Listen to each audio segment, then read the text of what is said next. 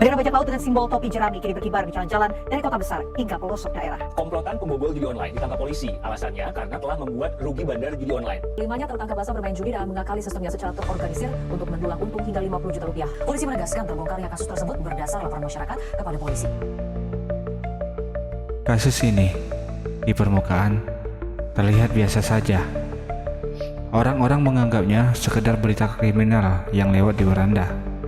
Tapi di balik itu semua, ada aroma konspirasi besar yang mungkin mereka tidak ingin kita tahu.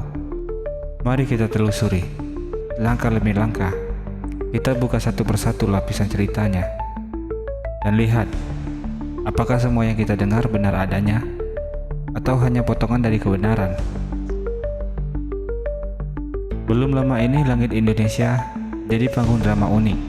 Sebuah bendera bajak laut ala anime One Piece berkibar gagah bersama sang merah putih. Video dan foto-fotonya viral di media sosial. Ada yang tertawa menganggapnya lucu, ada yang marah menganggapnya pelecehan simbol negara.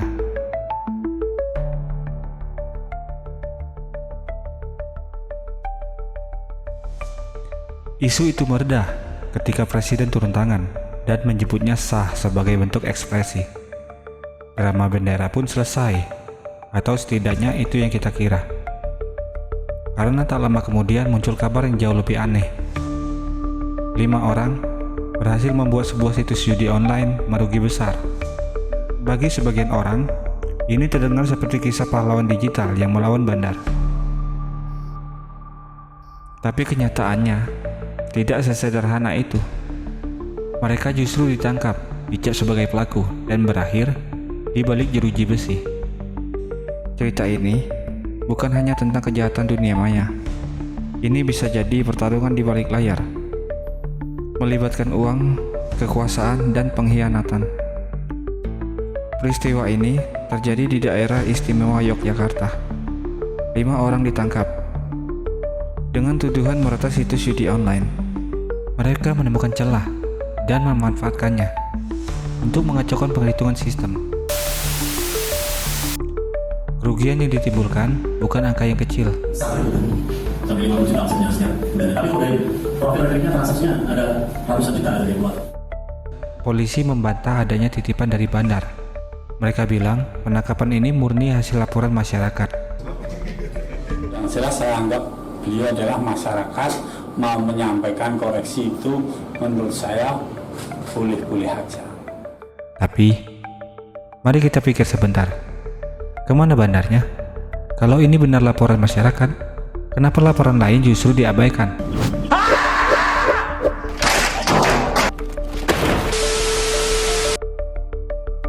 Salah satu komika pernah membawakan materi stand up tentang kekecewaannya saat melapor kehilangan motor ke kantor polisi. Dengan nada setengah bercanda, ia menggambarkan bagaimana laporannya seolah masuk ke lubang hitam birokrasi. Saat ini gini. Polisi kan? Emang isinya sering hilang, Dek. The next day. Dan yang paling aneh, kasus ini terungkap begitu cepat. Padahal banyak kasus judi online yang jauh lebih besar menguap begitu saja tanpa kabar. Pola ini bukan hal baru. Mirip dengan skandal lama, dugaan suap besar-besaran di balik pemblokiran situs judi online. Oknum Kominfo yang seharusnya memutus akses justru menjadi tameng, melindungi ribuan situs haram demi bayaran fantastis. Kasus itu akhirnya terbongkar. Apabila dugaan korupsi di dalam pemblokiran dan penghapusan konten video online di Kementerian Komunikasi dan Informatika segera memasuki tahap tuntutan. Kasus judol Komdiji terungkap kerap bergaya hidup mewah. Ia mendapat kucuran miliaran rupiah dari suaminya yang mantan pegawai Komdiji yang bertindak sebagai maklar dan juga melindungi sejumlah situs judol dari pemblokiran.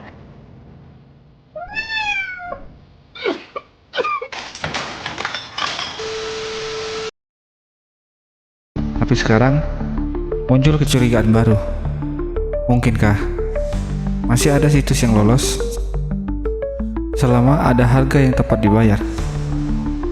Dan disinilah muncul 3 skenario yang mungkin menjelaskan semuanya. Skenario pertama, orang dalam. Kalau ini benar, bandarnya punya backing yang kuat. Kekuatan yang cukup untuk mengatur arah penyidikan, supaya hanya pion yang kena, sementara raja tetap aman di balik layar. Bayangkan, seperti permainan catur, pion dikorbankan untuk menyelamatkan raja. Publik puas melihat ada yang ditangkap, tapi sang pemain utama tetap bebas menjalankan bisnisnya.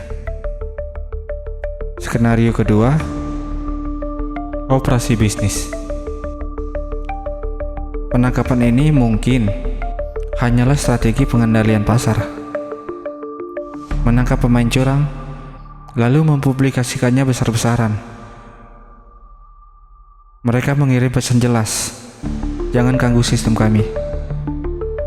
Bukan sekedar penegakan hukum, tapi cara menjaga arus uang tetap mengalir ke pihak yang seharusnya. Pertanyaannya, siapa pihak itu? Skenario ketiga, mata-mata yang gagal. Salah satu tersangka mungkin bukan pemain biasa. Orang yang tahu celah sistem pasti paham seluk-beluk dunia judi online. Bisa jadi, ia adalah agen bayangan yang disusupkan untuk menjatuhkan bandar rival. Strateginya sederhana, masuk, memanfaatkan celah promosi, dan membuat sistem lawan bangkrut dari dalam. Tapi informasi misi sang agen bocor, entah karena pengkhianatan dari dalam, atau karena ada mata-mata ganda yang bekerja untuk dua pihak. Operasi rahasia berubah jadi bencana. Sang agen dan 4 orang lainnya dijadikan kambing hitam. Di permukaan terlihat seperti penangkapan biasa, tapi di balik layar ini bisa saja perang senyap antar kekuatan besar. Pertanyaan besarnya adalah, apakah mereka tidak ingin kita tahu kebenaran yang sebenarnya, atau ada kekuatan yang terlalu besar untuk dilawan? Pada akhirnya kita cuma bisa menebak apakah 5 orang ini benar pelaku, atau hanya pion yang sengaja dikorbankan. Yang pasti, di dunia seperti ini kebenaran seringkali bukan soal fakta, tapi soal siapa yang mengendalikan cerita. Kalau menurut kalian, ini murni kasus hukum atau justru bagian dari skenario besar yang belum terungkap? Jangan lupa tekan tombol subscribe-nya dan aktifkan lonceng notifikasinya agar kita bisa terus membongkar berbagai teori di luar nalar tapi tetap masuk akal. Ingat, semua ini hanyalah opini dan spekulasi yang belum tentu benar.